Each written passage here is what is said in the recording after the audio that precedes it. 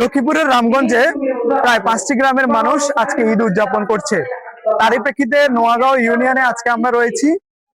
রামগঞ্জ পৌর শহরের খানকায়ে মাদানিয়া শরীফে ঈদের প্রথম নামাজ অনুষ্ঠিত হয়েছে, এখন দ্বিতীয় নামাজ অনুষ্ঠিত হবে নোয়াগাঁও ইউনিয়নের তালিমুল কুরআন যেই ঈদগাহ রয়েছে সেই ঈদগাহ ময়দানে।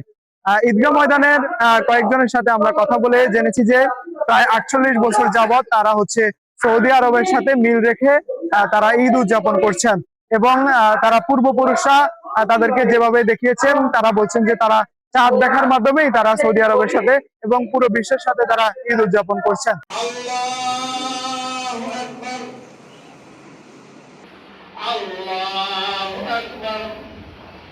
আসসালামু আলাইকুম ওয়া রাহমাতুল্লাহ। আসসালামু আলাইকুম ওয়া রাহমাতুল্লাহ।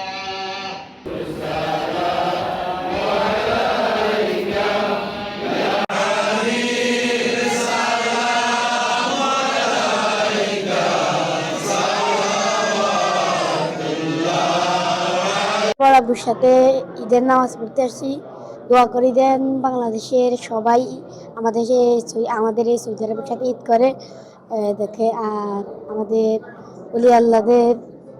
অলি আল্লাহদের মুরিদ হওয়ার চেষ্টা করে। আমরা যেহেতু কোরআন সুন্নাহ মোতাবেক আল্লাহ তাআলার কোরআন এবং আল্লাহ হাবিব সাল্লাল্লাহু আলাইহি সাল্লাম হাদিসের নির্দেশিকার আলোকে আমরা করছি এবং যেহেতু এটা সঠিক টাইম সে আলোকে আমরা করছি। এটা ভরায় আমরা এখানে ভরায়